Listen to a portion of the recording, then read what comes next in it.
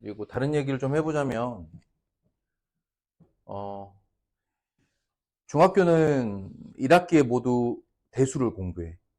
대수라고 하면 수를 대신 쓴다라는 뜻이거든. 수를 대신 그럼 뭐야? 문자와 식인 거지. 근데 문자와 식을 쓰는데 이걸 확장하기 위해서 수를 먼저 다뤄. 그러니까 중학교 1학년 때 뭐 했어? 유리수 했지. 중학교 2학년 때 수단소수 하지. 이제 중3 수야. 자, 시작을 해보자. 음, 일단은 백그라운드를 먼저 할 거야. 배경을 먼저 설명을 해주면, 이번 진도의 목표나 방향성이 좀 더 명확하니까 오늘은 좀 이야기를 듣는 시간이라고 생각하면 돼. 오늘 설명할 개념의 시작은 고대 피타고라스 학파에서 시작을 하거든. 그 당시는 이런 학파가 수학만 공부하고 그러진 않아. 뭐 알겠지만 의학도 하고 건축학도 하고 철학도 하고. 그래서 그 당시 학파라고 하면은 약간 거의 요즘으로 따지면 종교 집단 정도의 강력한 결합력을 가지고 있어. 근데 이제 이거는 이야기로 풀어본 거야. 피타고라스 아저씨가 신전에 이렇게 앉아 있는데 얘기했지 이거. 신전에 앉아 있는데 타일 모양이 이렇게 생긴 거지.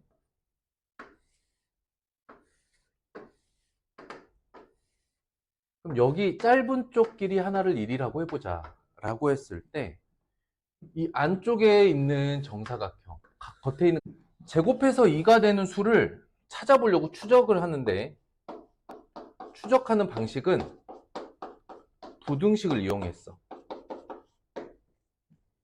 이해됐을까? 그래서 제곱해서 2가 되는 수를 기준으로 1 제곱하면 얼마야? 1이지. 2 제곱하면 얼마야? 4야. 그래서 결론은 뭐냐? x는 1점 얼마일 거야? 이렇게 계산을 한 거야. 다시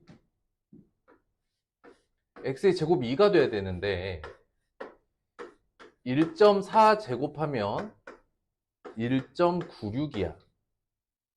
1.5를 제곱했더니 2.25야. 결론은 뭘까? x는 1. 얼마?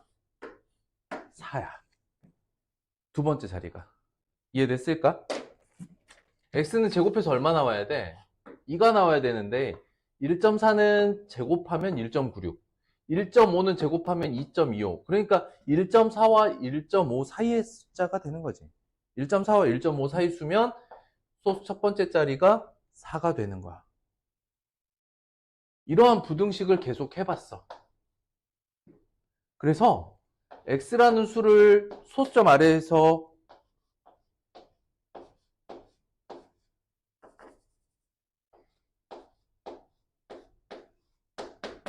찾아봤는데 문제가 발생했어. 이 아래가 순환을 안 하는 거야. 뭐가 발견된 거지? 이런 거야. 순환을 하지 않는다는 건 유리수가 아닌 수가 발견된 거지. 유리수가 아닌 수가 발견된 거야. 근데 뭐 학파에서 이제 이런 걸 연구를 했는데 그 당시는 신의 세상이었으니까 유리수는 어떤 의미가 있는 거냐면 지금으로 따지면 0부터 9까지 이거는 수를 나타내는 기호야. 뭐라고 부르냐면 숫자라고 불러. 수를 나타내는 기호, 숫자. 그런데 이런 우리가 흔히 말하는 자연수 체계란 말이야. 쉽게 말하면 자연수로 표현할 수 있는 수인데 얘는 불가능해. 얘 실체를 나타낼 방법이 없는 거지. 그래서 감추라고 했어. 야, 밖에 나가서 말하지 마. 근데 이제 제자 중에 어떠한 미친놈이 술 먹고 밖에 나가서 이걸 얘기를 했다가 얘기했지. 사형당했다고.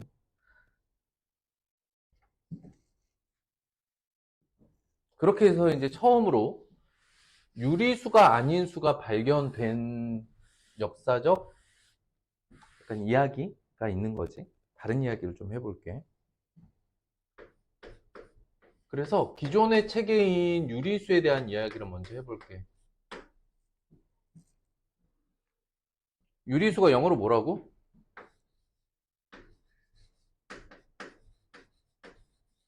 레이셔널 넘버야.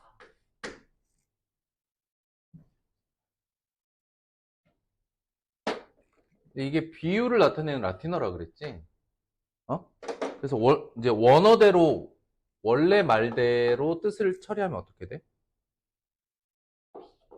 그치? 비를 나타내는 수 또는 비의 값? 뭐야? 비의 값? 비의 값을 뭐라고 하지? 비율이라고 한다고. 비율은 뭐지? 비율은 기준양분의 비교량이지. 이해됐을까? 이래서 이것 때문에 정수분의 정수꼴, 비의 값, 비율, 정수분의 정수꼴을 유리수라고 불렀는데 이거 어디서 음역해왔어?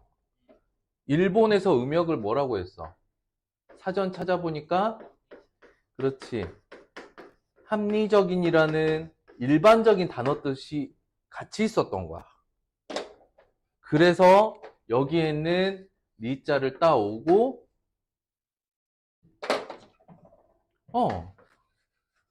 있을 유자를 쓰고 유리수가 돼버린 거지. 말이 안 되는 거지. 어쨌든 일본 애들이 한 거니까. 그러다 보니까 수체계에서 유리수로 표현할 수 없는 수를 뭐라고 했냐면 무리수가 된 거야. 진짜 무리수를 둔 거야. 이건 말이 안 돼. 근데 이렇게 걔네가 이름 지었으니까 우리가 따라가는 것 뿐이야. 그럼 이거는 합리성이 없는 수인가? 그런 게 아니라고. 그러니까 의미가 완전히 달라져 버린 거죠. 합리적이지 않은 수가 아니라 B로 나타낼 수 없는 수라고 말해야 되는 거지. 여기까지 이해됐을까?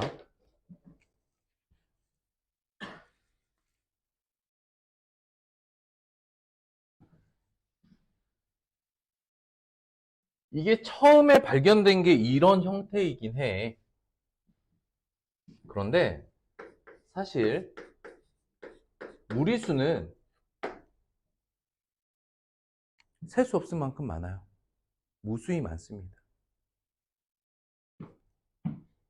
그리고 방금 얘기했던 뭐 제곱해서 2가 되거나 제곱해서 이제 3이 되는 이런 수도 무리수지만 이 체계 말고 무리수의 체계는 매우 많고 체계 밖에 있는 시스템 밖에 있는 무리수도 되게 많겠죠. 근데 우리는 무리수를 순서대로 공부를 좀 해볼까. 그러니까 수학적 의미를 갖는, 그러니까 수학을 공부하는 그 의미를 갖는 무리수들을 골라서 공부를 해나갈 거야. 이게 중3부터 시작해서 뭐 고3이라고 할게. 고3까지 끊임없이 새로운 의미의 무리수들을 학년마다 만나게 될 거야. 그래서 첫 번째 배우는 무리수, 두 번째 배우는 무리수, 세 번째 배우는 무리수, 네 번째 배우는 무리수, 이런 식으로 번호를 매길 수도 있어요. 그런데 이번에 배우는 게 제곱근과 관련된 무리수를 배울 거야. 아니, 놀랍게도 무리수 시스템 중에 사실 미리 배웠던 게 하나 있었어. 그게 뭐였지? 그건 바로 원주율 파이야. 파이가 왜 무리수인지 설명할 수 있어? 너의 수준에서. 파이 계산식을 너 아직은 모르잖아. 파이를 어떻게 계산하는지 그 계산식을 배우려면 여기까지 가야 돼. 하지만 그런 계산식이 아니더라도 파이를 도형적으로 구해내는 과정은 있어. 기억 안 나나?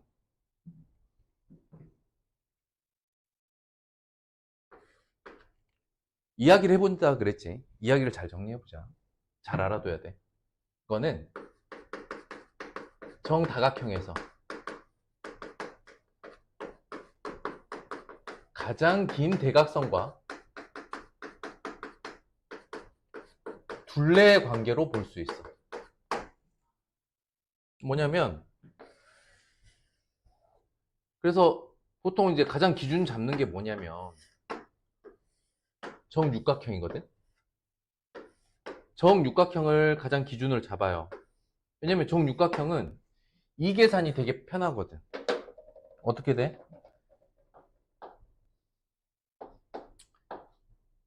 한 변의 길이가 1인 정육각형이라면 가장 긴 대각선의 길이가 얼마야?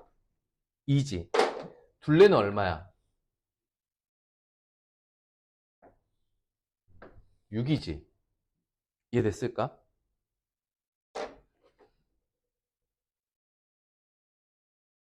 그렇다면 이 녀석에서 요거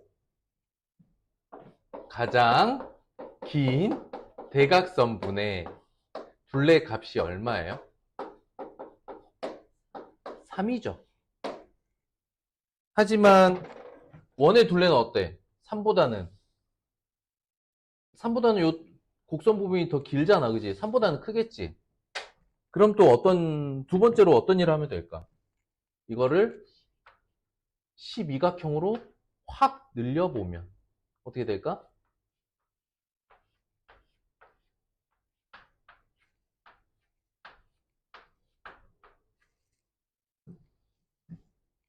(12각형을) 늘리면 거의 이제 노란색 길이랑 비슷해지는 그런 값들이 나오겠지. 이걸 정말 미친 사람처럼 몇만각형? 뭐 이런.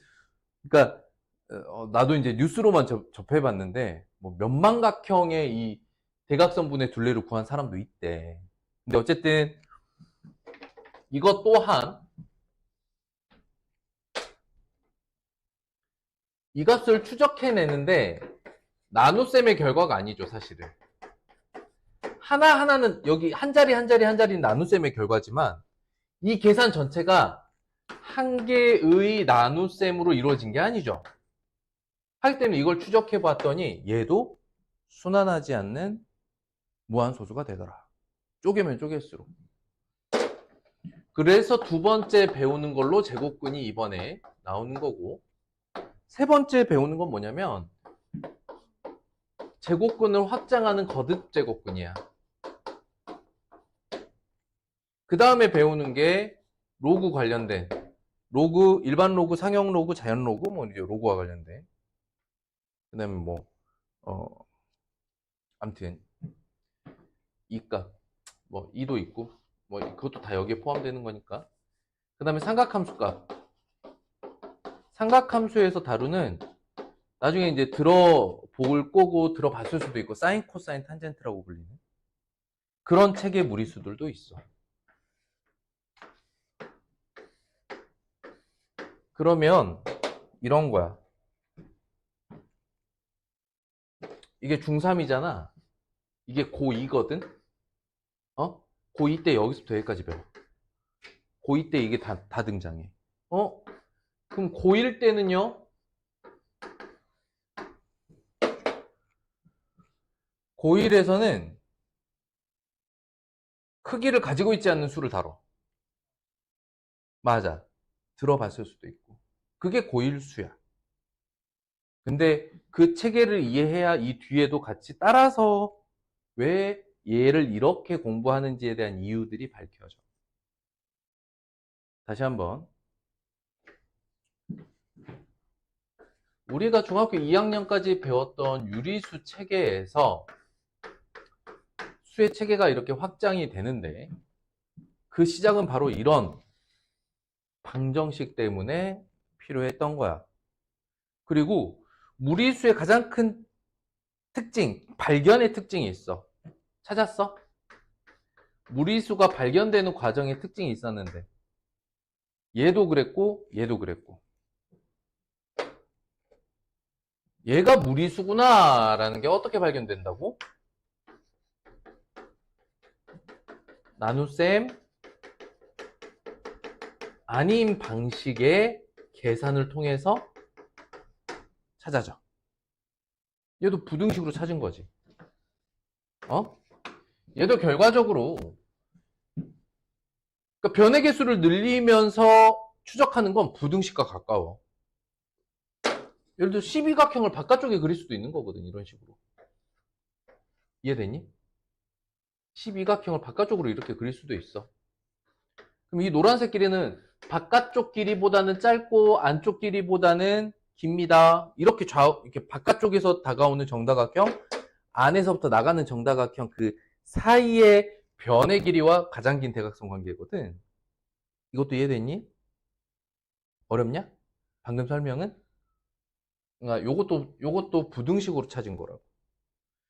노란색 길이보다 긴 거, 노란색 길이보다 짧은 이 사이에서 변의 개수를 늘려가면서 점차 좁혀간다고. 그래서 소수점 아래 한 자리 한 자리 한 자리를 계산해낼 수 있었던 거야. 결론은 뭐다? 우리가 실제로 보게 된 수는 유리수뿐만 아니라 유리수로 표현할 수 없는 수도 있더라. 이게 숨어있는데 갑자기 튀어나온 게 아니야. 원래 크기를 나타내는 값들은 이렇게 돼 있었는데 우리가 사용하는 기수법이 이게 무슨 뜻이냐면 수를 기록하는 방법을 의미하거든. 사람들이 쓰고 있는 수학에서 쓰고 있는 기수법이 십진법이야.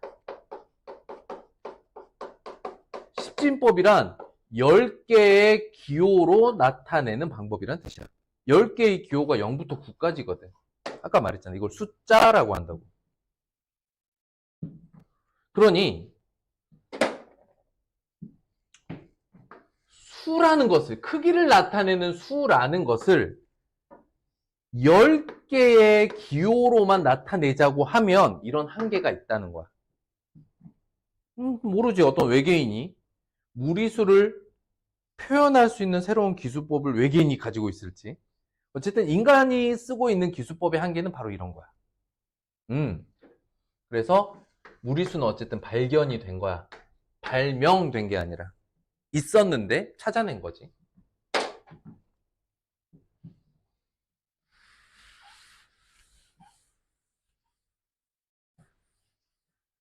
자, 그래서 이제 제곱근에 대한 이야기를 먼저 하고 제곱근을 하다 보면 자연스럽게 무리수라는 영역을 공부할 수밖에 없습니다.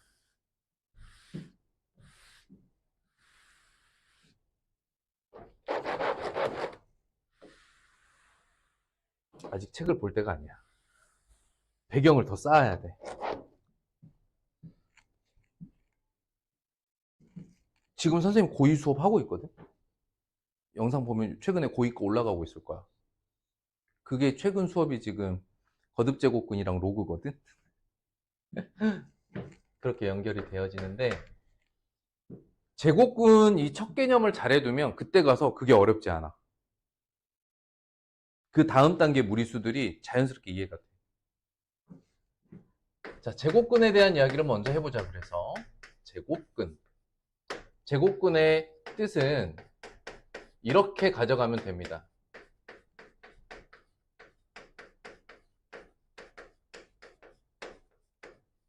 어떻게 되느냐? 제곱된 방정식의 근, 줄여서 제곱근 이렇게 생각하시면 돼요. 자, 제곱근은 뭐라고? 제곱 방정식의 근. 뭐라고? 제곱 방정식의 근이야. 예를 들어 볼게.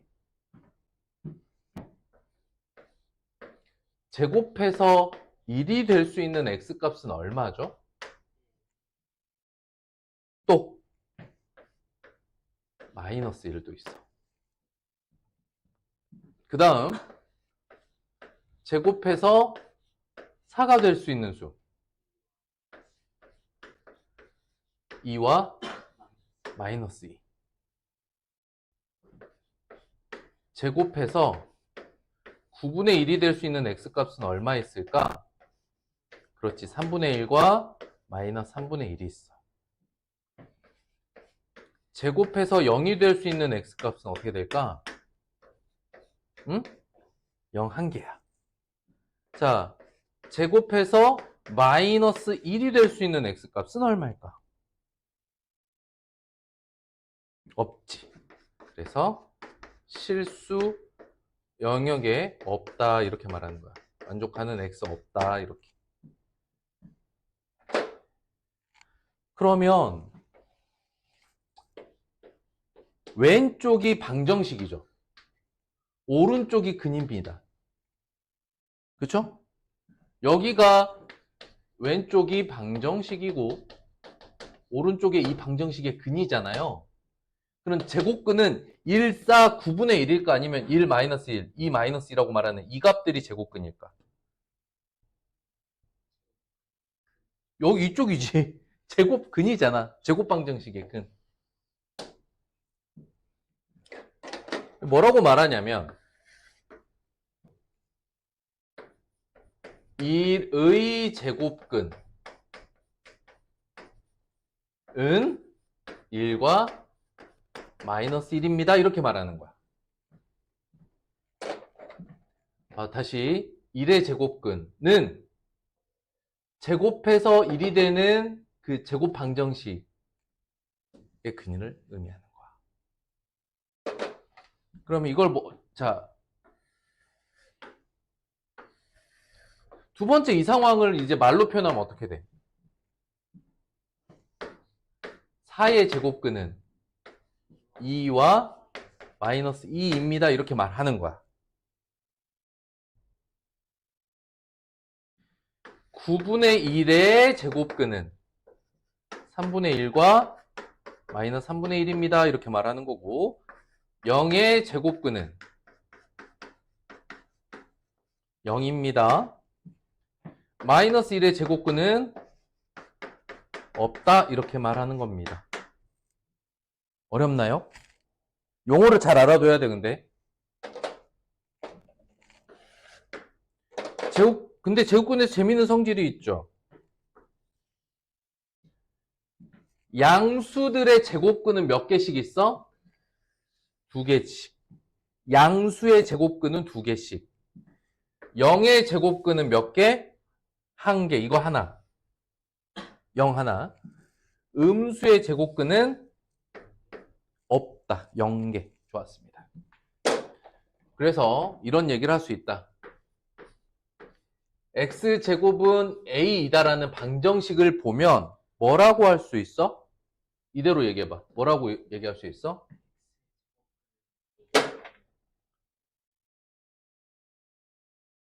좀 크게 써볼게. 다시 생각하고 대답해. 생각하고 대답해. 자, 이런 관계가 있어요. 근이 x입니까? a입니까? 미지수가 누구냐? 아니, x가 미지수지. 그러니까 여기서 근이라고 불릴 녀석이 x냐고 a냐고. x잖아. 그래서 뭐해?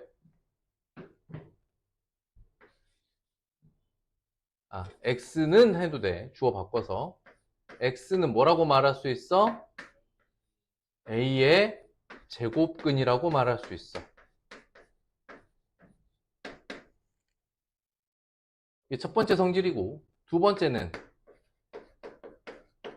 양수의 제곱근은 몇 개? 2개가 되고 그 2개는 뭐라고 하냐? 플러스 마이너스로 뭐가 같아?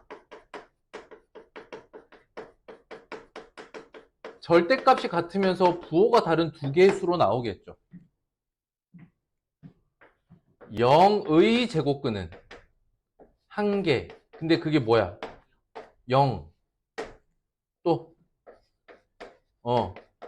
음수의 제곱근은 1개. 없다. 이게 제곱근의 정의야. 그런데 선생님이 제곱근을 이렇게만 써놓고 이 네 가지를 외워라고 하면 이해하는데 어려움이 있어. 그래서 표와 관계를 설명해 준 거야. 이게 먼저가 아니라 저게 먼저야. 다시 정리를 해보자. 제곱근 뜻이 뭐라고? 제곱근이 뭐야? 그렇지. 제곱된 방정식의 근이다. 그러니까 방정식과 근을 나타내 보세요 라고 한다면 제곱 방정식은 이렇게 생긴 거야. x제곱은 얼마입니다. 이게 제곱 방정식이고요. 이때 이 방정식을 만족하는 x의 값들, 이 값들이 제곱근이 되는 거야. 누구의? 이 값들의. 이해됐을까? 그래서 뭐라고 표현하냐면 1의 제곱근은 1과 마이너스 1입니다. 4의 제곱근은 2와 마이너스 2입니다. 처럼 말하는 거지. 그 중에 재밌는 게 뭐냐면 0은 제곱근이 몇 개? 0 1개. 음수의 제곱근은 없다. 이해됐을까? 찍어. 개념 정리할 때 이걸로 정리해 오세요. 책에 있는 거 안 좋습니다. 지금 쓰는 것보다 찍는 게 낫잖아, 그지?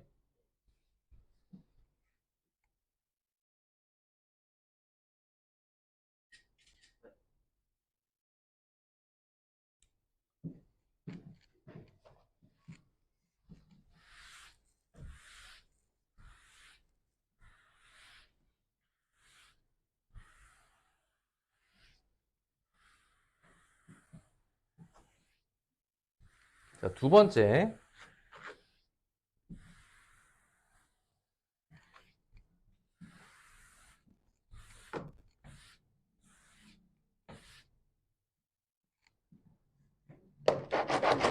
아유, 지우개가.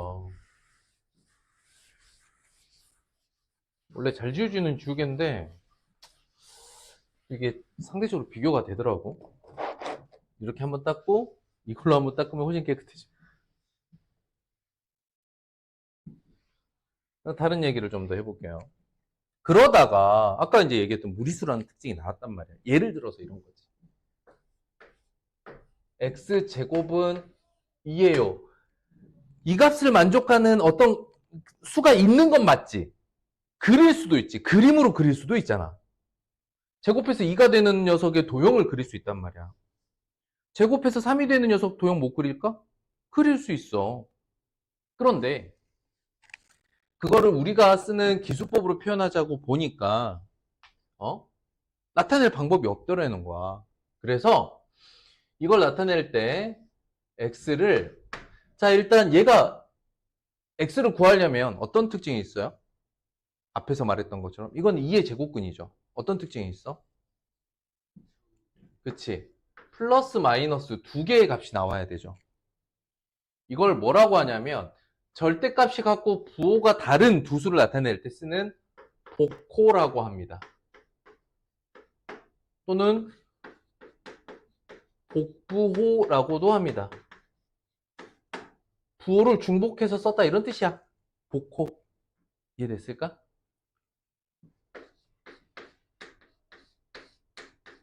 이거는 코 큰 사람이고 이 소리가 같으니까 복호. 그 다음에 이 x의 값을 우린 뭐라고 부르죠? 2의 제곱근이라고 부를 거잖아요. 근데 알다시피 이제 미리 공부를 해봐서 또 들어봐서 알겠지만 이 근자가 뿌리 근자잖아. 그래서 영어로 읽을 때 뿌리를 나타내는 영어 단어 루트를 쓸 거예요. 누구의? 2의. 그래서 이걸 줄여서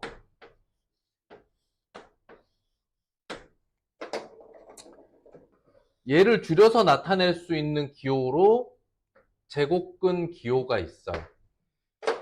이걸 우리말로 뭐라고 부르느냐? 근을 나타내는 기호다. 그래서 근호라고 부릅니다.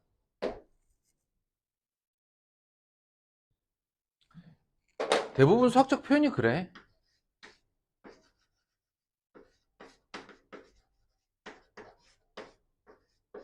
이거 어떻게 표현해요?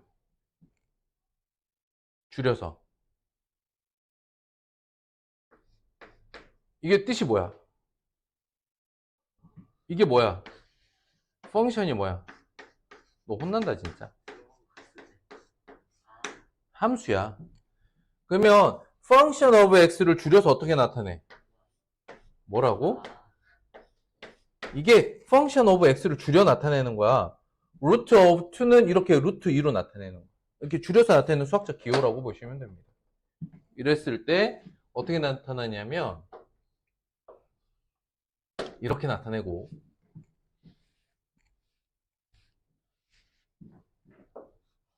얘는 근호라는 이름을 가지고 있고 읽을 때는 루트라고 있습니다. 뭐냐? 이게 수학이라는 학문의 기본 입장이거든. 이런 거야. 없다면이 무슨 뜻이냐면 이전의 수학 시스템, 수학을 나타내는 기호나 시스템 안에 없다면 그냥 새로운 기호를 만든다야. 이해됐을까? 나타낼 수 없다면 기호를 만들어서 나타냅니다. 기호는 약속이고요. 여기 이렇게 하기로 약속을 했어. 조금 더 나가보자면 여기서 x를 기호로 만들고자 할 때는 두 가지 정보를 집어넣어줘야 돼. 뭐냐? 몇 제곱했는지, 제곱한 결과가 얼마인지. 그러니까 2하고 2를 다 넣어줘야 돼. 그래서 원래는 이렇게 표현했어. 제곱해서 2가 되는 수. 그래서 나중에 확장되는 제곱근은 봐봐. 세제곱해서 2가 되는 수는 기호로 이렇게 나타내는 거야. 이런 식으로. 세제곱하면 2가 되는 수를 기호로 바꾸는 거야. 이건 세제곱분 루트 2라고 있거든요.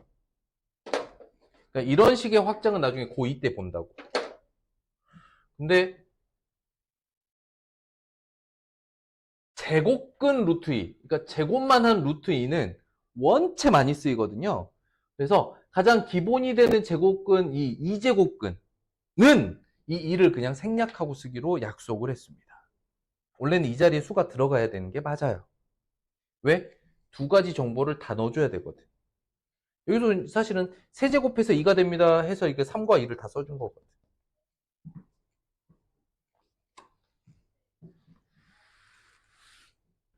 그럼 또 어떤 특징이 있는지 살펴봅시다. 수학은 항상 이 순서대로 공부하는 거라 그랬지. 정의를 내리면 성질이 튀어나와. 그래서 제곱근이 가지고 있는 성질을 몇 가지 한번 알아봅시다. 일단 기본적으로 쓰임을 알아보자. 쓰임. 아까 x제곱은 1입니다. 그럼 x는 얼마였지? 플러스 마이너스 루트 1이라고 쓰죠. 이대로 쓰면. 근데 우리는 이 값을 이미 알고 있죠. 이게 얼만데? 1이죠. 아하. 루트 1은 뭐라고 할 수도 있다? 그냥 1이라고 할 수도 있다. x제곱은 4다. 그러면 근호로 나타내면 x는 어떻게 됩니까? 플러스 마이너스 루트 4죠. 그죠? 근데 우리는 아까 이게 플러스 마이너스 2가 되는 걸 이미 알고 있어요. 결론은 뭘까? 루트 4는 얼마다? 2다라는 걸 알 수 있어요. 어렵나? 괜찮아? 그러면 같은 이유로 루트 9분의 1은 얼마라고 할 수 있을까? 3분의 1이라고 할 수 있겠지. 아, 루트가 있다고 해서 루트는 영원히 존재하는가? 아니죠? 루트 안에 제곱수가 있다면 이 안에 있는 제곱수와 루트의 성질을 이용해서 루트가 없는 수로 바꿔줄 수도 있겠다. 당연히 루트 0은 얼마일까? 0입니다. 이해됐을까요?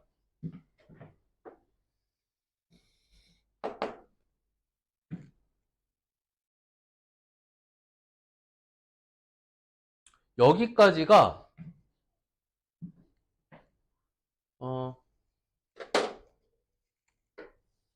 요 결론에 오시면 되겠습니다.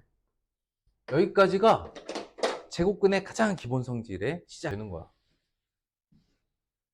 그러면 좀 다른 얘기를 좀 먼저 하고 한번 해보자. 원래 피타고라스를 공부할 때는 루트를 배우지 않은 상태에서 배운 피타고라스는 반쪽도 안 돼. 그지?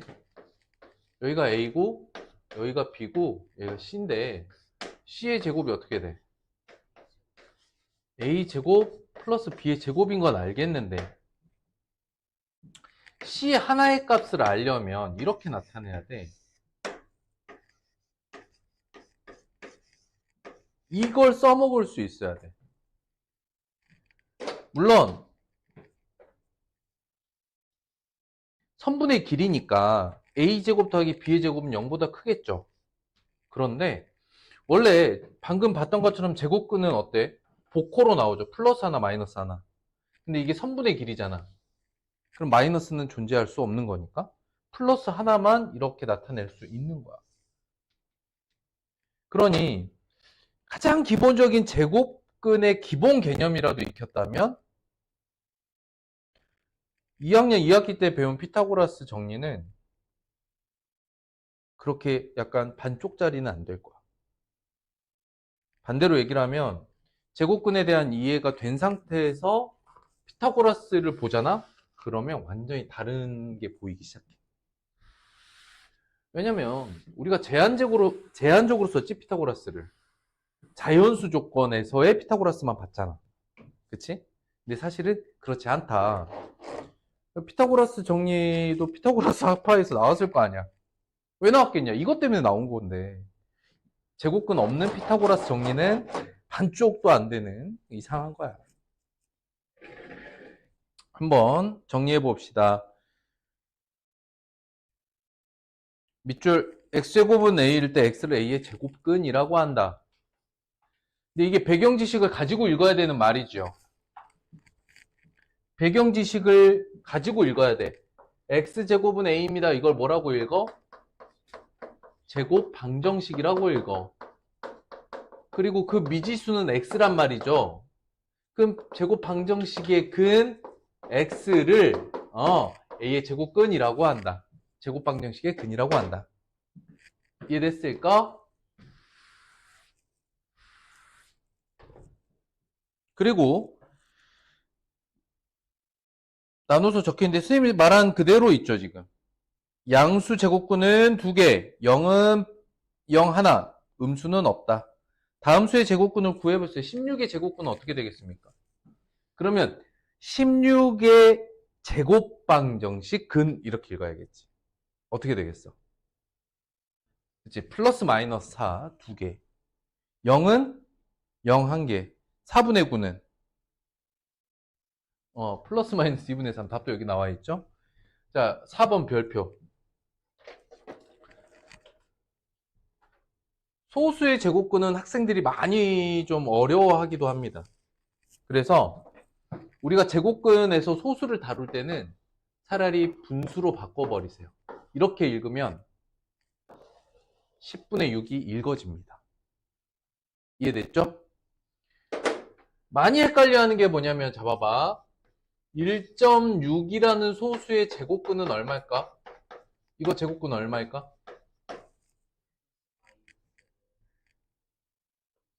그러니까 0.4를 두 번 곱하면 0.16이 나와야 되는 거거든. 그래서 1.6의 제곱근을 물어봤을 때 많은 학생들이 이렇게 헷갈려 한단 말이야. 그래서 얘를 10분의 16으로 바꿔주면 사실은 이게 5분의 8 아닙니까? 그러면 8도 5도 제곱수가 아니죠. 8도 5도 제곱수가 아니라서 그냥 루트 5분의 8 이렇게 써야 된다고. 그냥 플러스 마이너스. 그래서 혹시 소수를 만나면 뭘로? 분수로 바꿔서 읽어보라. 이게 약분하면 어떻게 되느냐면 25분의 9잖아요. 그치? 25도 9도 제곱수잖아. 그지? 그러니까 제곱근은 플러스 마이너스 5분의 3으로 나오는 거야. 소수의 제곱근을 나중에 이제 익숙해지면 이 상태로도 그냥 바로 알아차릴 수 있거든. 처음엔 좀 어려워.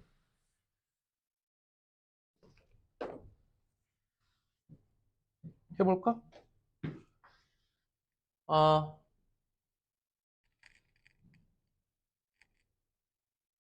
0.081은 어떻게 될까? 너의 제곱근.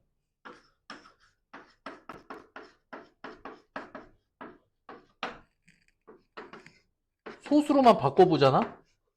너무나 명확해. 1000이 뭐의 제곱이에요?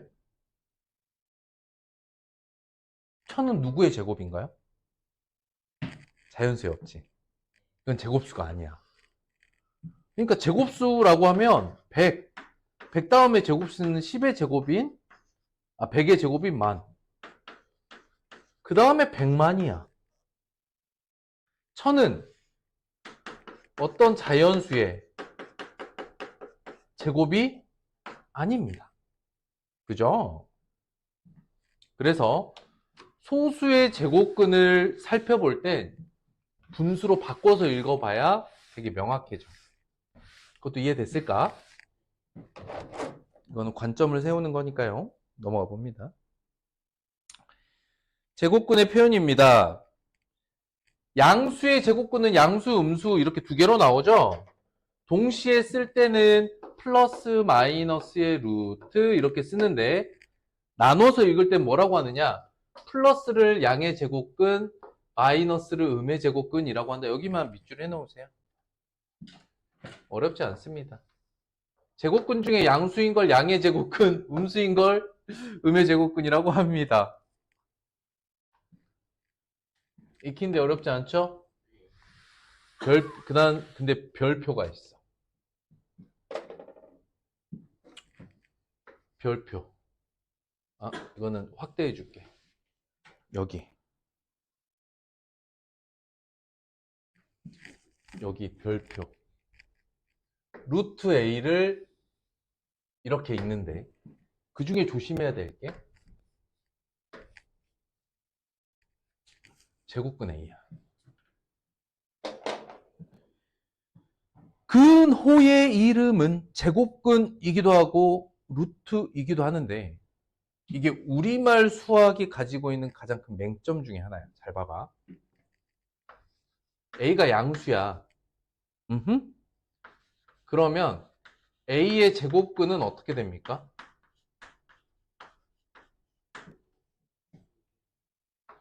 플러스 마이너스 루트 A를 의미합니다. 근데 제곱근 A는 무엇을 의미합니까?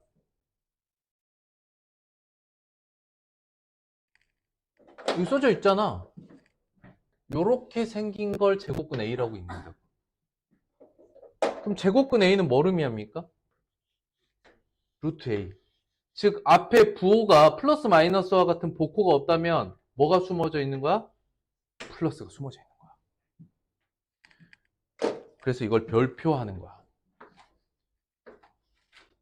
헷갈리는 표현입니다. 이게 이제 우리말 수학이 가지고 있는 헷갈리는 표현입니다. A의 제곱근은 A의 제곱근을 구하는 거는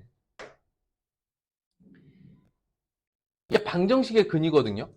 여기 있는 수 뒤에 나오는 제곱근은 제곱 방정식의 근이라는 뜻이야. 그런데 수 앞에 있는 제곱근은 근호, 즉 루트 자체를 의미합니다. 루트 A를 의미합니다. 그러니까 루트라는 근호를 우리말로 하면 그것도 같은 이름 제곱근이야. 아씨. 그래서 어려운 거야, 우리말이. 우리말 수학이 그래서 어려운 거야. 이거 대단히 중요하다. 앞으로 표현에서 표현법 중에 헷갈리는 거야. 이거 헷갈려. 헷갈리지 않게 잘 정리해. A의 제곱근은 제곱 방정식의 근을 말해. 그런데 수 앞에 있는 제곱근이 있죠. 수 앞에 제곱근이 써져 있다면 그것은 루트로 읽어라란 뜻이야. 이해됐을까? 받아들이세요. 이거는 뭐야? 약속이야. 이거라고 하자라는 정의들이란 말이지. 정의인데 헷갈려. 표현이 이렇게 돼 있기 때문에. 이 둘은 반드시 구분해서 A의 제곱근은 플러스 마이너스고 그냥 제곱근 A는 루트 A를 의미한다. 됐을까?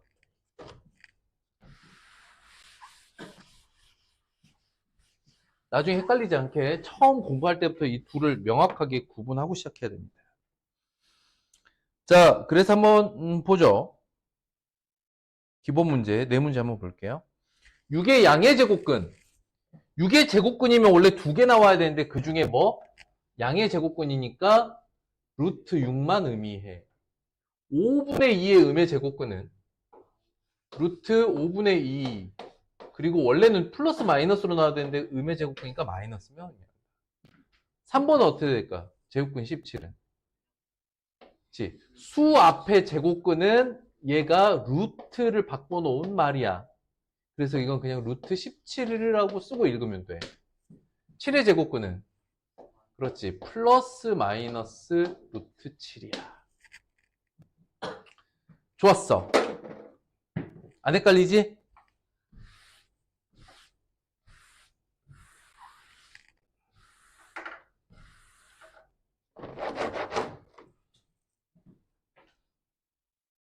근호를 사용하지 않고 나타내세요. 아까 얘기했던 것처럼 루트가 있다고 해서 그 수가 모두 루트 없이 표현할 수 있는 게 아니라 루트가 있지만 루트 안에 제곱수가 있다면 루트를 없앨 수도 있어요. 루트 64는 얼마일까? 8이야. 얘는 자, 여기까지가 수입니다. 여기까지 수. 마이너스 11. 얘는 그렇지. 5분의 2. 얘는 마이너스 0.4. 이렇게. 그래서 0.16이 조금 헷갈리면 바꾸셔도 좋습니다. 약분해서 해도 돼요. 상관없어요.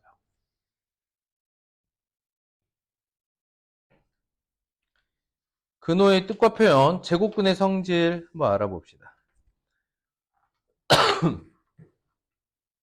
여기 제곱근의 성질 대단히 중요한 내용인데요. 어렵진 않은데 한번 보자고요. 자, 잘 들어야 돼.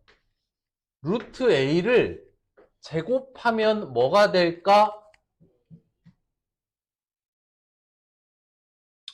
근데 루트 A 뜻이 뭡니까?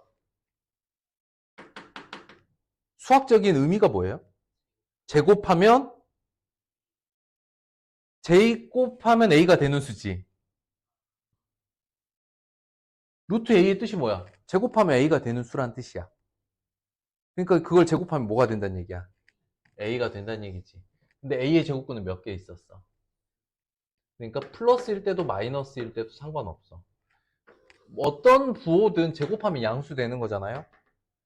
그러니까 플러스든 마이너스든 제곱하면 양수 되는 거고 원래 루트 A의 수학적 의미가 제곱하면 A가 되는 수야. 여기까지 오케이? 두 번째, 루트 안에서 제곱되는 수가 있다면 원래 우리 아까 뭐였어? 이거 바로 앞에서 했던 거. 루트를 없애는 방법에 대해서 알아봤지? 뭐야? 루트 안에 제곱수가 있다면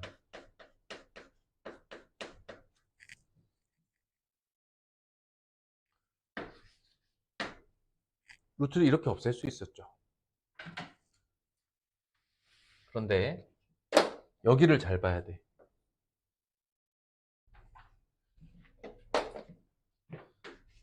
루트 안에 그냥 제곱이 아니라 마이너스 a의 제곱, 그러니까 표현되어지기에 음수의 제곱을 써놨어.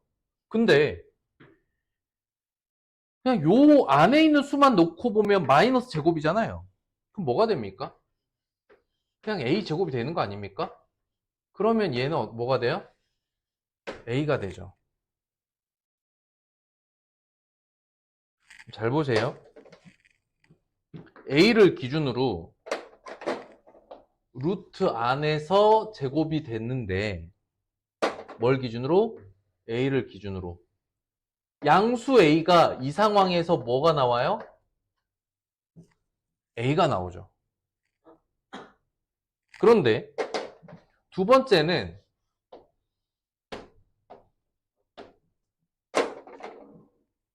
음수인 마이너스 a는 루트와 안에 있는 제곱을 만났더니 최종 결론이 뭐가 돼?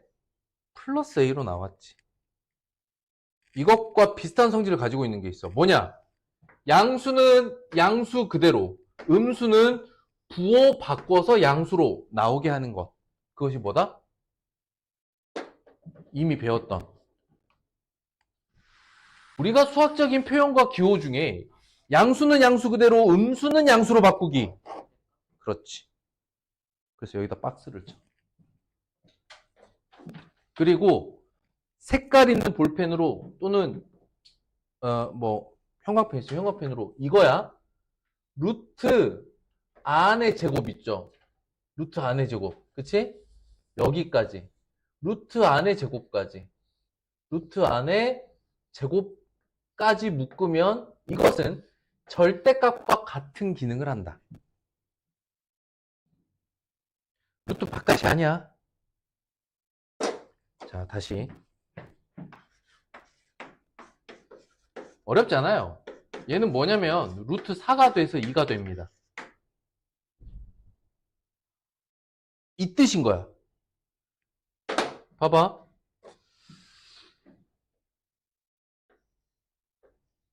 이거는 계산이 가능한 값이잖아요. 계산해놨더니 그게 4고 4는 제곱수기 때문에 2로 나와요. 그러니까 요 마이너스 2가 2로 나왔죠. 비교해 줄게요.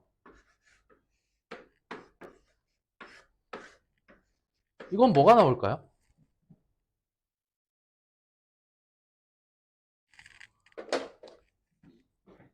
이런 수가 없습니다. 이런 수 자체가 없다고. 이런 실수가 존재하지 않아. 존재하지 않는 실수를 제곱할 수는 아직 없어. 이걸 제곱하는 방법을 나중에 배울 거야. 아직은 없어. 그러니까 이런 표현 지금 쓰면 돼, 안 돼? 그러니까 루트 안에 음수가 들어가는 건 아예 불가능해요, 현재는. 그런데 루트 안에서 제곱하는 일은 어떤 상황인 거야? 루트 안에 음수야? 아니지. 제곱되어지면 양수로 바뀌겠죠. 이런 뜻이다. 이해됐을까? 그런데 실제 수로 설명하면 어렵지 않은데요. 이게 미지수나 문자로 이제 조건이 나오면 그때 이제 헷갈리기 시작하는 거야. 수로 주면 개나 소나 다 푼다? 진짜야. 한번 볼래? 이거 얼마겠어? 루트 안에가 9겠지. 왜냐면 이거 자체가 계산이 돼버리잖아요. 크기를 가지고 있는 수로 바뀌어버리잖아. 그리고 이게 3이 되는 거야. 이해되었느냐? 그래서 여기 절대값과 같은 기능을 할 수 있는 수학적 기호를 처음으로 만났습니다. 굉장히 중요하죠. 다음을 계산해 보겠습니다. 1번 계산해 볼게요. 1번. 잘 봐야 돼.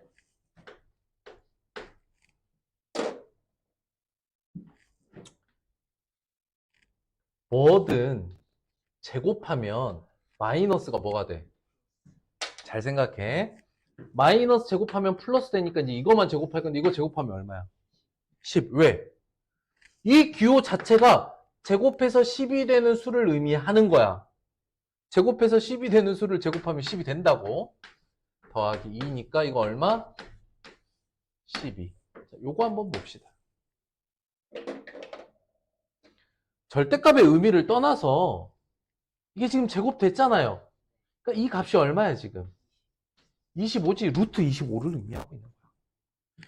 원래 값을 떠올릴 줄 알고 절대값과도 연결시킬 수 있으면 그게 베스트야. 어쨌든 얼마야? 5죠. 뒤에 얘는 뭘 의미합니까?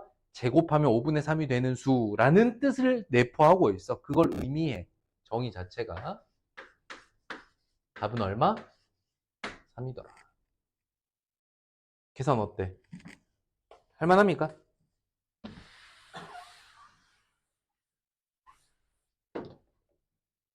넘어와서 마저 해봅니다. 2번. 원래 루트 36은 6인 거는 이제 앞에서 배웠죠. 그리고 이걸 어떻게 읽어? 49로 읽어. 루트 49. 그리고 아까 얘기했던 것처럼 루트와 안의 제곱을 묶으면 이걸 뭘로 바꿀 수도 있어? 절대값 기호로 바꿀 수도 있어. 기능이 같기 때문이야. 근데 사실 이 메커니즘을 생각해보면, 그러니까 과정을 생각해보면 이 값은 49예요. 그러니까 루트 49로 읽으시면 돼요. 마이너스 뭐? 그래서 답은 요렇게. 4번 보죠. 이제 익숙할 거야. 얘는 얼마를 의미해? 16. 그러니까 루트 16이니까 얼마야? 4야. 나누기. 얘는 얼마일까? 그렇지. 7분의 4죠. 그러면 곱하기 4분의 7로 바꾸면 7이더라. Did you get it?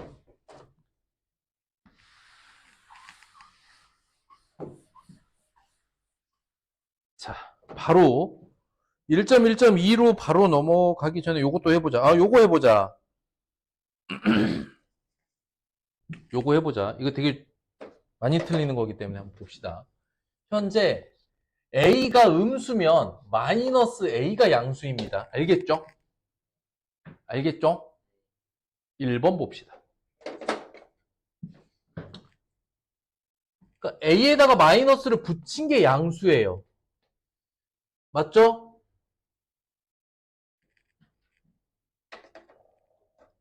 헷갈릴 수 있겠다.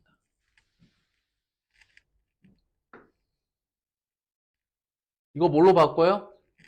절대값으로 바꿔요. 그럼 읽어. 절대값 마이너스 A는 뭐가 될까? 아이, 왜 이래.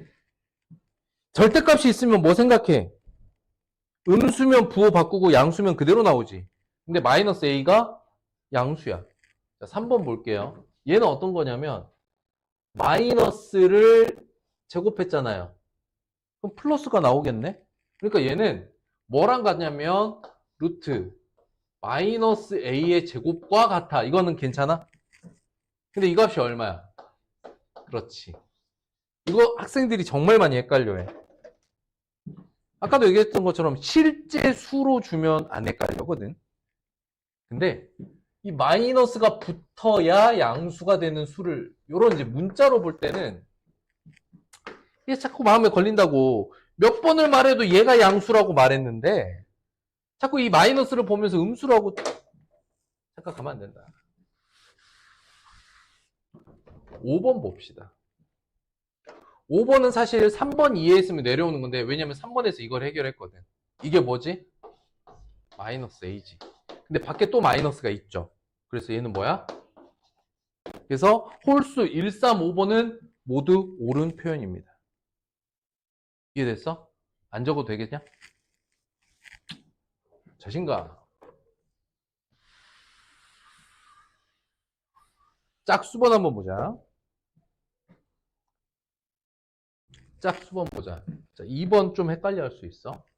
마이너스에 루트와 안의 제곱을 묶어서 뭐로 바꾼다고? 절대값으로 바꿔. 그래서 괄호 없어도 되겠다. 2번은 이렇게 바꿔 써야 됩니다. 마이너스 절대값 A라고. 오케이? 그럼 밖에 있는 마이너스 그대로 가고 이제 요걸 풀어내야 되는데 이거 뭘로 풀어? 그렇지, 마이너스 A로 나와야겠지? 절대값 기호를 다시 한번 얘기하지만 절대값 안에 음수면 부호 바꿔. 그래서 이 전체 값은 마이너스 A야. 아! 플러스 A야. 4번 보죠.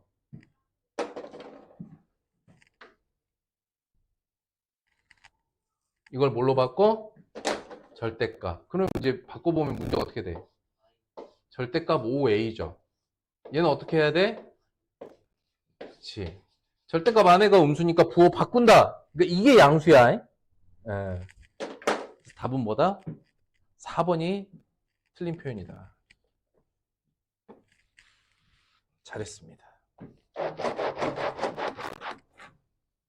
그래서 정의와 기본 성질을 배경부터 하나씩 차곡차곡 잘 이해하면 이쯤 와서 헷갈릴 리가 없거든요. 자꾸 외우려고 듣는 친구들은 자꾸 헷갈려요. 외운다 보다는 이게 어떤 배경에서 도입이 됐고 어떻게 쓰이는지 처음에 딱 익혀버리면 헷갈리질 않아요. 자, 다음을 간단히 하세요. 뭐 어렵지 않습니다. 해볼게. 당분간 이거 연습하셔야 될 거예요. 루트와 안의 제곱. 루트 안의 제곱. 절대값 x-2 더하기 절대값 x 플러스 2. 그 다음에 뭐 해? 이거 부호 판단해야 되는 거지. 양수, 음수. x-2는.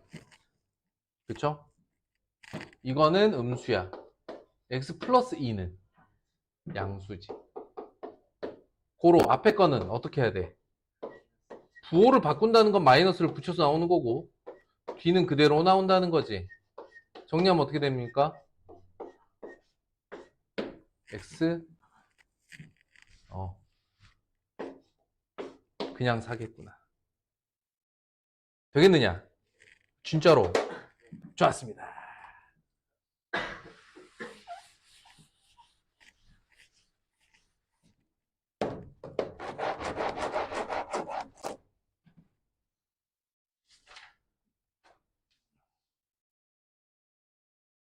그 다음 1.1.2로 가볼게요. 페이지 13쪽.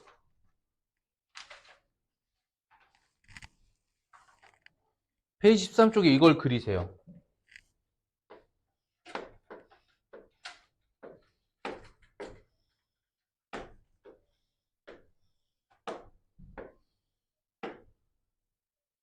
잘 그려야 되는데 이 정도. 그 다음에 넓이가 각각 A, B인 정사각형. 그러니까 얘 넓이는 A고 얘 넓이는 B야. 그때 한 변의 길이는 각각 얼마겠어? 루트 A와 루트 B가 되겠지.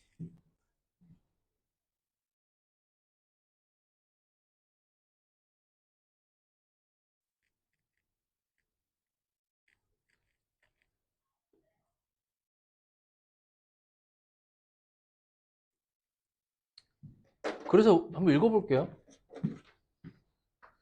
B가 더 크면 루트 B가 더 큽니다. 자, 넓이 봐봐.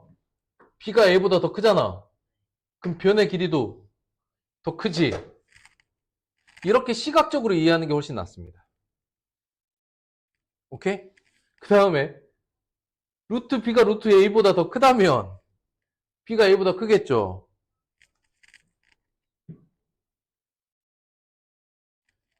이 관계는 차라리 도형으로 이해하는 게 훨씬 낫다.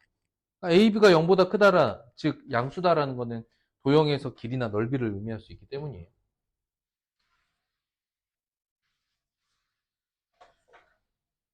그래서 제곱근의 대소 관계를 물어보면 반드시 이 정사각형을 떠올리시면 됩니다.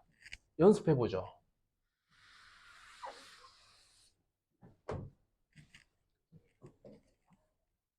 근데 여기서 대소 관계에서 좀 미리 체크하고 갈게요. 여기서 조심할 거 있어요. 봐봐. 근호 없는 수를 근호를 가지고 있는 수로 바꾸는 거 가능해요. 그런데 근호가 있는 수를 근호 없애기는 어때요? 근호가 있는 수인데 이걸 근호가 없게 표현하는 건 가능해, 불가능해? 가능과 불가능으로 나뉘죠. 이해됐을까? 그런데 원래 대소관계라는 건 분수에서 이미 했어. 대소관계는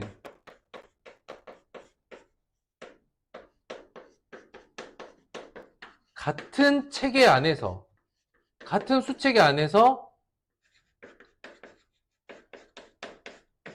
봐야 하거든요. 이해됐느냐? 안 됐느냐? 봐봐. 0.3과 4분의 1을 비교하고 싶어. 그냥은 비교 못해요. 그냥은 비교 못합니다. 얘를 10분의 3으로 바꾸고 통분을 하든지 아니면 얘를 0.25로 바꾸든지 소수와 분수를 비교할 때 얘도 분수로 바꿔서 비교를 하든지 아니면 얘를 소수로 바꿔서 비교하든지 이게 무슨 뜻이야?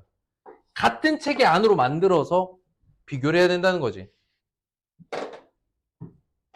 이건 어느 학년 어느 단원이든 다 동일합니다. 수의 크기 비교를 할 때는 같은 체계 안에서 살펴봐야 돼요.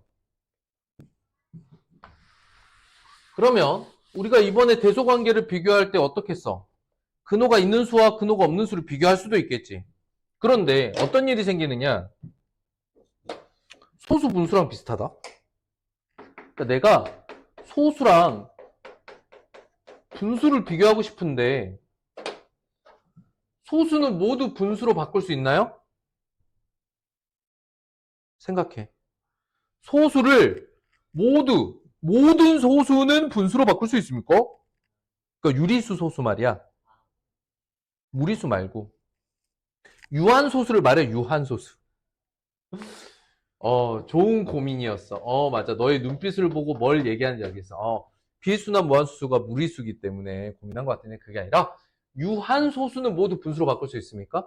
네. 뭘 이용해서? 10백, 천만억, 조경, 해저, 양구간, 정제극 10의 거듭제곱을 이용해서 사용할 수 있어요. 분수로 만들 수 있어요. 그런데 분수는 모두 소수로 바꿀 수 있나요? 안 되는 게 있잖아요. 그러니까 순환하는 무한소수, 순환소수는 불가능하잖아. 하기 때문에 우리는 소수는 모두 분수로 가능하지만 분수는 소수로 되는 애도 있고 안 되는 애도 있지. 그렇다면 소수와 분수를 비교할 때 어때? 분수로 바꿔서 비교하는 게 더 명확해지죠. 단 이런 건 있어.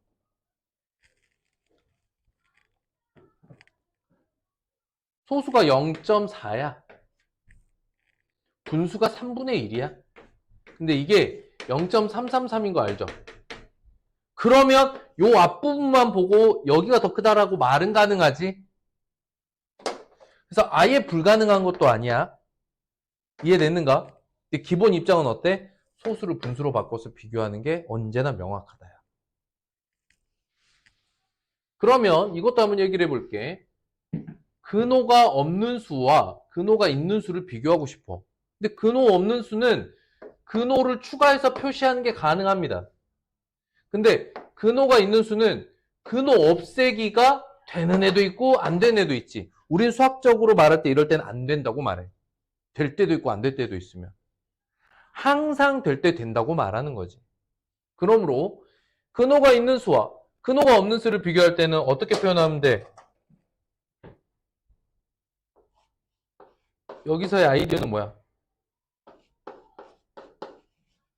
근호로 비교하세요. 근호가 없는 수로 근호를 넣어서 비교하는 거지. 이해가 됐을까? 연습 좀 해볼게. 루트 2와 루트 3 중에 누가 더 클까요? 1과 루트 2는 누가 더 클까요? 왜냐면 얘는 루트 1이니까. 0.4와 루트 0.5는 누가 더 클까요? 그래. 0.4와 루트 0.4 중에 누가 더 클까요? 어떻게 생각했어요? 분수? 분수? 분수라고? 어떻게?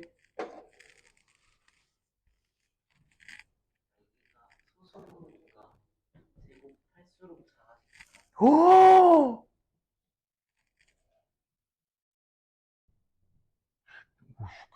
졸라 똑똑한데? 매우 논리적인 올바른 판단 기준이었습니다.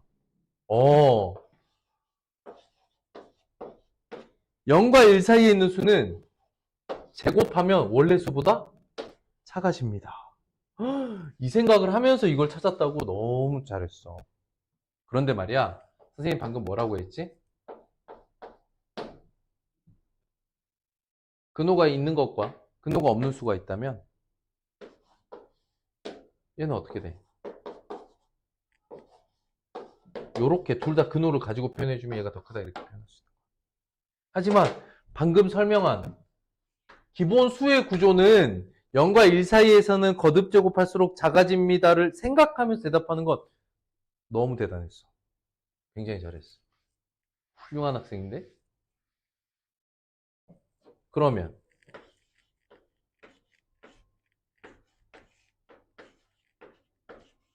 얘는 어떻게 비교할 거야? 불가능하지. 같은 수의 거듭 제곱은 비교하지만 다른 수의 거듭 제곱은 불가능하지. 이때 어떻게 해야 돼? 이게 등장해야 돼.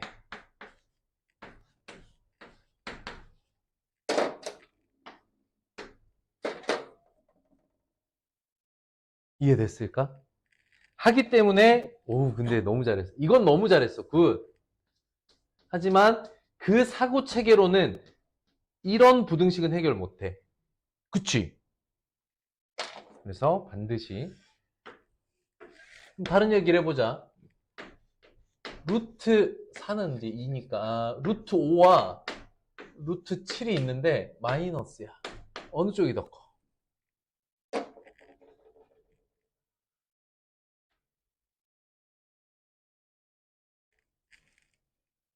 에헤, 이거는 중학교 1학년 수학 이해했으면 그거만 갖다 붙이면 생각하면 되지.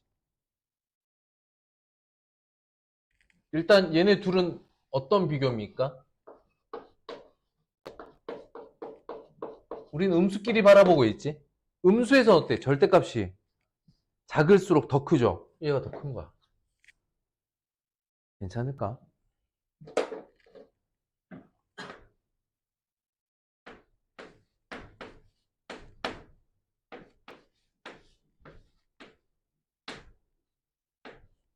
얘는 어떻게 될까?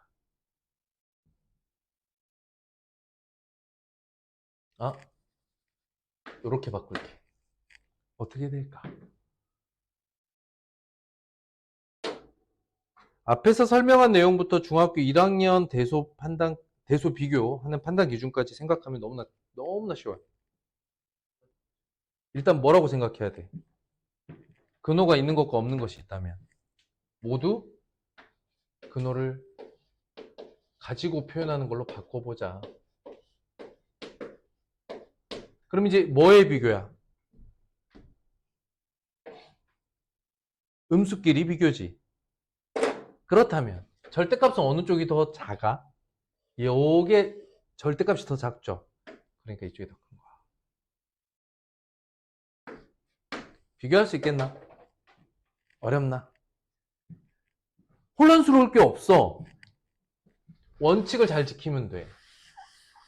근데 원칙을 안 지키면 그냥 느낌이라고 해야 되나? 그런 약간 감으로 풀려고 하면 처음에는 맞다가 나중에 이럴 수가 있지. 원칙 이거 다 썼습니까? 어머나, 영상 보고 정리하세요. 판단 기준이니까 영상 보고 정리하시기 바랍니다. 얘 제곱하면 9고 얘 제곱하면 6이잖아. 오케이? 그 체계로 보셔도 되고, 근데 이제 나중에 음수면 또 제곱해서 비교하는 게 어렵잖아. 그래서 가능하면 그건 하지 마. 헷갈리니까. 그냥 루트 9와 루트 6을 비교하세요.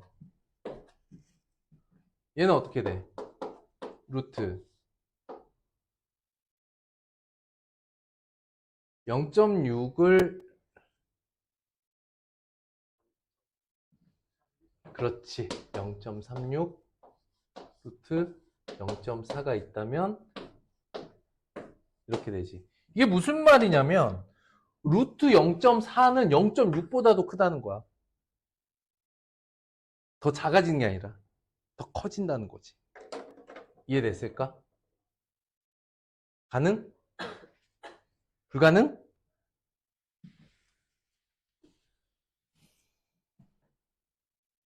여기는 어떻게 될까? 얘는 어떻게 돼? 요렇게 비교해야 되지. 근데 9분의 4면 2분의 1보다 작죠.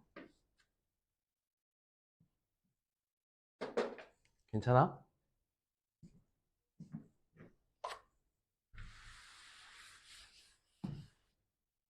좋았습니다. 자연수 x의 개수를 구하세요. 한번 보자. 어떻게 비교하면 좋을까? 어떻게 비교하면 좋을까?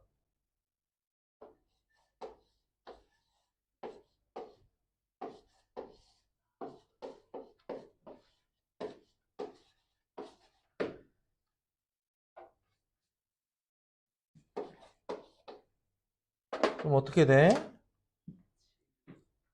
그치. x는 7, 8, 쭉쭉쭉쭉 33까지. 개수 어떻게 세? 33에서 어디까지 빼? 6까지 빼면 돼. 33 빼기 6이야. 그래서 27. 이거를 33에서 이걸 빼고 하나 더 한다 이렇게 생각하지 말고 7부터 33까지 세는 방법은 1부터 33까지 개수에서 1부터 6까지의 개수, 7 앞에 있는 수까지를 빼주면 된다 이 생각을 하라고. 잘했습니다. 잘했습니다.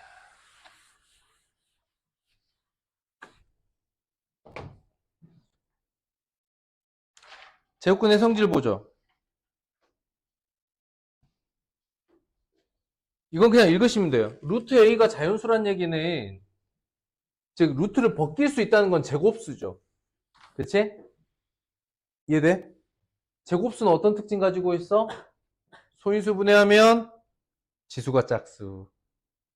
제곱수 성질을 알고 가면 좋고요.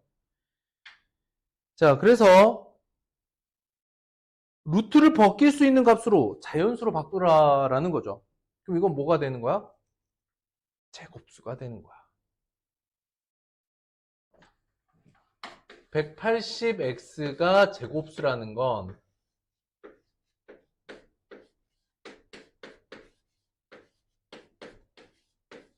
이렇게 되는 거지. 그러면 x는 얼마야? x는 얼마야?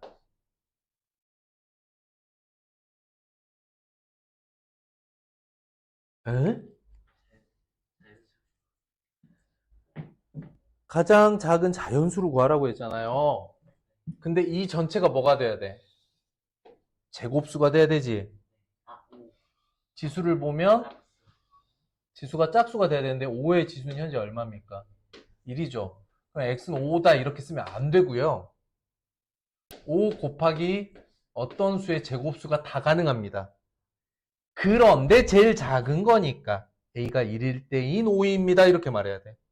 왜냐면 이걸 만족하는 x를 뭐 작은 수부터 3개를 찾아라. 한 개가 아니거든. 그래서 반드시 나타낼 때 이건 근데 중학교 1학년 소인수분해 할 때도 했는데 그지? 그거야. 2번 볼게요. x분의 108이 있어. 그런데 108은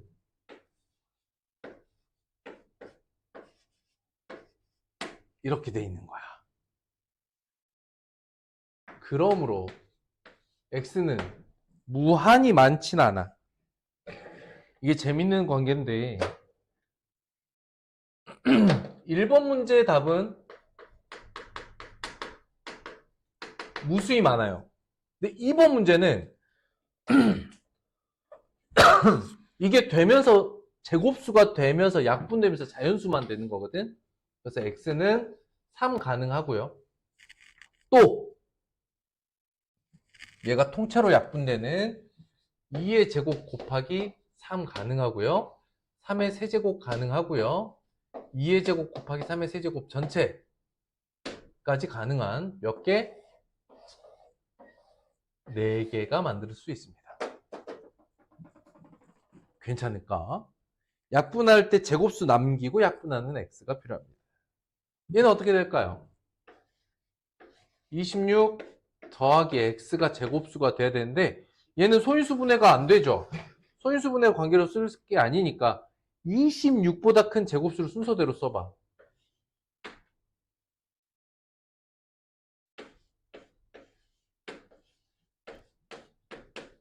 이렇게 되죠. 그 중에 가장 작은 x는 요거일 때지. 이해됐을까? 각각의 조건과 상황 이해됩니까? 좋았습니다.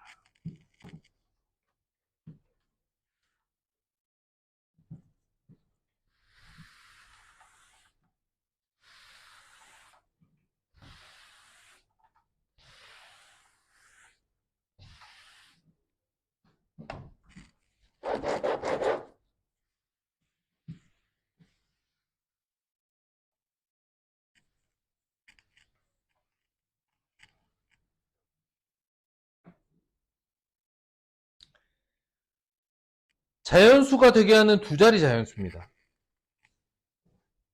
무슨 말일까? 48x가 제곱수가 돼야 되는데 이게 지금 조건이 어떻게 돼? 문제 풀어야 될 게 제곱근이 아니라 제곱수여야 되고 두 자리여야 된다는 거지. 근데 곱셈 관계니까 뭐 해야 되니? 소인수분 해야겠지.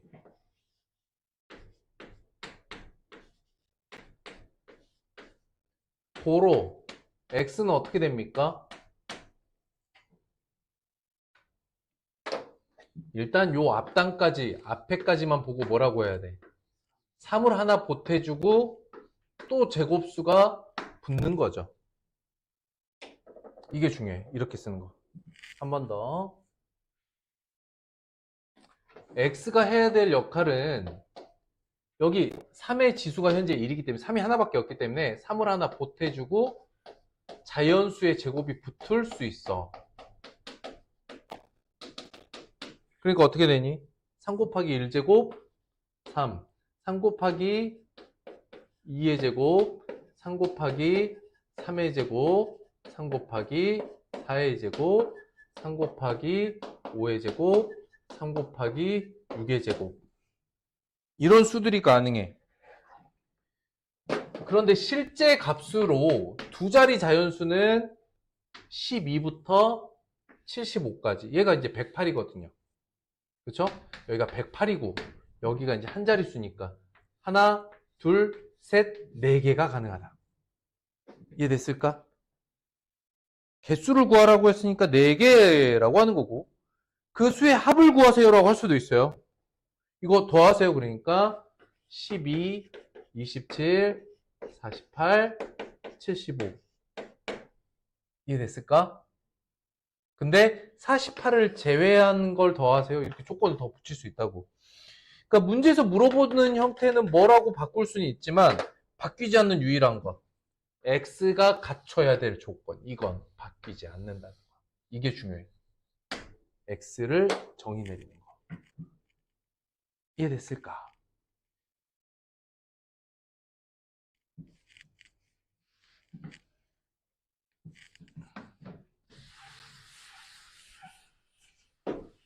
(2번) 문제 보죠. 다음이 자연수가 되도록 하는 a 중에 가장 작은 수. 이건 자연수만 만들면 된대. 그러면 5분의 2의 제곱 곱하기 3 여기다가 a를 곱할 거야. 근데 이게 자연수 제곱이 돼야 되는 거죠. 그러므로 a가 반드시 해줘야 될 역할이 있어. 그러므로 a는 일단 5를 뭐 해야 돼? 약분해야겠지. 5를 가지고 있어야 하며 현재 이제 분자에 있는 3의 지수가 1이잖아요. 그러니까 어때야 돼? 3도 있어야 되고 또 어떤 수의 제곱은 붙어도 상관없어요. 이해됐을까? 그런데 가장 작은 값이라고 했으니까 최소값은 15가 됩니다. 세 자리 자연수야? 아하. 15의 배수도 아닙니다. 그러니까 15a 제곱을 구하라는 거야. 1이면 2면 3이면 얘가 답이겠네요. 될까? 하기 때문에 이 a를 정의 내려놓아야 a는 이런 수여야 합니다라고 정의 내려야 문제가 뭘 물어보든 답할 수 있어요. 그러니까 가장 작은 것일 때만 구하기 시작을 하면 그러니까 최소값 또는 하나값 제일 작은 값만 구하는 것만 방법적으로 익혀버리면 발전이 없어. 그래서 해석하고 정의 내리기. 괜찮을까?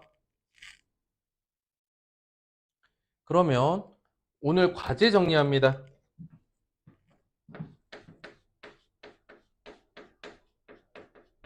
당연히 1번 개념 과제 있죠. 개념 과제. 오늘 선생님이 정리해준 제곱근과 실수. 그런데 책에 있는 내용으로 하시면 좀 혼란스러워요. 그러니까 뭐야? 판서 내용 기반으로 판서 선생님이 정리해준 거 기반으로 찾아서 봐야 되는 거지. 이런 것도 써줘야 돼. 이런 것도. 여기 확인 문제 해석할 때 쓴 거 있죠.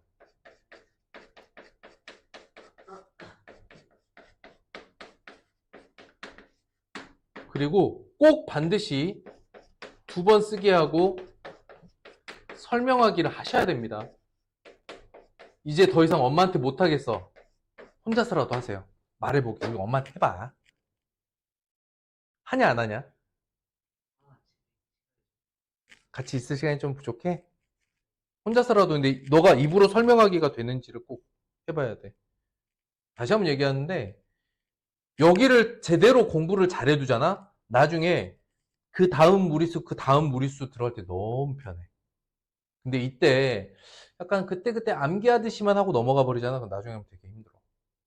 그리고 이 사이사이에 아닌 것 같지만 아까 봤던 뭐 대소 비교라던가 제곱수 만들기나 이런 것들이 설명하기로 해보면 너무나 당연한 해석들이거든.